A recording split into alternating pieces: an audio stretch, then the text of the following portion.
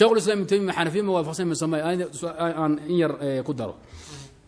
شيخ الإسلام بوحال ويدي نمان ليلة الصوفية القلندرية الصوفية القلندرية وحين نمان إباحيين وصوفية مصيبة صلاة شنطة متو كذا مصومان حارانة إسكامات دايان خمرة زنا وحي رافي مجر ومع ذلك وحي آمن سنايا إني قارين واعبد ربك حتى يأتيك اليقين أي باسين با بودع عالم تابت عذاب ما تابت الصومالي ويكجرت أمن كان باقي بيكوتا إنما النوع عازة أو صراحة كدنا هي أو لا فرقية أو وطه أو وسخ بدن أو صوفية دي عبادة بدنا عن هاي كوي أحكام ليدا عن هاي أو طريقين لأورنجري هذا قول وإذا كش سيدتني اللحدي أيا وحنوي من شيء ما يمشن جوجي أيا وح شيخ يجشك إن ماشى ويمد وذاد وطلبة قبضات شيخيسي أصدق الشيخيسي بقى أقول شيكي وحلو وحنوي وذالي رئيس الثلاثين بعطاه والله بقى قبضات وطو ولا لا ووضع قبل وضع قبضات والله قبضات ولا لا ولا بدي دول يسكت حكتيا ين مطامع هاي قصة وهو رأي هيدا دم حسوسات شيخي بقى الله ضوضي شيخ لوريش الجامعة للكسي أيه هو شو قبصتي شيخ أحمد صديق بقى أنا قال له الشيكي رحمة الله تعالى عليه مركا waxaa la yiri culimadii waxaa la yiri waxa uma banaana waa xararay jooji waa gaalnimo diin darro wuxuu labada gabdhood midna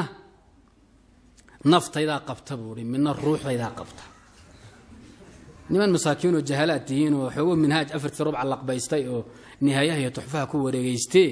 hawlahan waa baxar 60 ma gali kartaan iskaga baxa maxaa jira war gabadha weyna anaa qaba jismigayga iyo naftayda aniga sayid hebel ah gabadhan kan ruuxda qabta ويسألونك عن الروح مية تقانا اسكا دارنا ماشي بول wadaadii tabar ma hayaan dawladii Soomaaliya waxa ma qabanayso maxaa la sameeyaa wuxuu sheekh mubaahalo la galeen mubaahalo inaan anagu saxanahay iraadagu saxanta an fanaj'al la'natullahi 'ala al-kadhibin ba'da al-'asr baa la mubaahalooday wadaadkii labada gabdhood watay qorraxdan dhacin ba carabka soo dhacay aroorteeda mana uu nafbaxay uu go'ay carabka waa dhulka yimid isagoo taagan buu fakada carabka dhulku tagay ما ساعدوا عرب كل كوتشي ده ونفح والله حبايبي كدي فقاده wax isku qabteen ma ku tukanaa misamaya adu baldib ka aday waxaan oga jeedaa nimanka noocaasi as-sufiya al-qalandariya nimankaas la oran jiray sham bay ku badnay xaraan bayna asalkooda ka soo jeedeen sheekhul islaam baa la weydiiyay waxa la zaka ma ku bixin karaa waa niman gaajo u dhamaanayo xaqana wasaqaysan oo qariibane way xiirtaan way mulukaystaan mid baa shaarba intuu deystay dhulka tagayaan mid baa madaxa oo dhan intuu xiru inta qaadadka bas deeysan niman waxay dheen si walba oo isu fool xumayso oo shacabka ku liidaan bad ilaahay ugu dhawaanba suura walba oo isku bahdisho oo naftaada u ciqaabto dadkuna yaa ay ku dhahan ajir baad kaliya badheen la naftu way bakibirta waa in la bahdilo usul noocaas ka duuli jireen gaashay u dhamaanay waxa la sheekhu zaka ma siin karaa wuxuu nimanku waa saddex qaybood niman lagu og yahay aqaaid iyo mabaadi' qalandariyo oo gaala bi ijmaa' al-muslimiin iyo niman qalandariyo iskaga nasab sheegto iskaga maxabso qaadiriyana iska dhaw iska suxul duubahay laakiin aqaaidka kufriga aan lagu haynin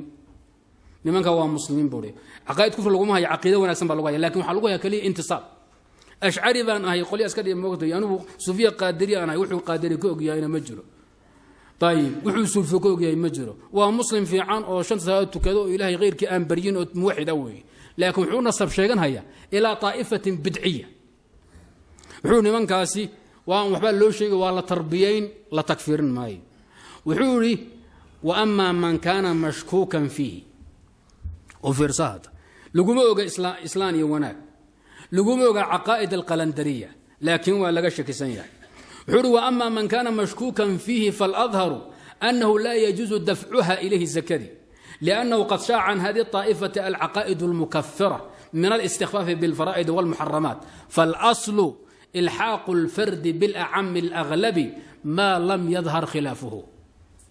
ابن تيمية حقا يكون بيشبت أحناف أو شيء تقريبا بوكسوها الله طائفة مرتد ملحدة نينك كتر سنة إذا وناك هو سكوء وقين محكو حكومي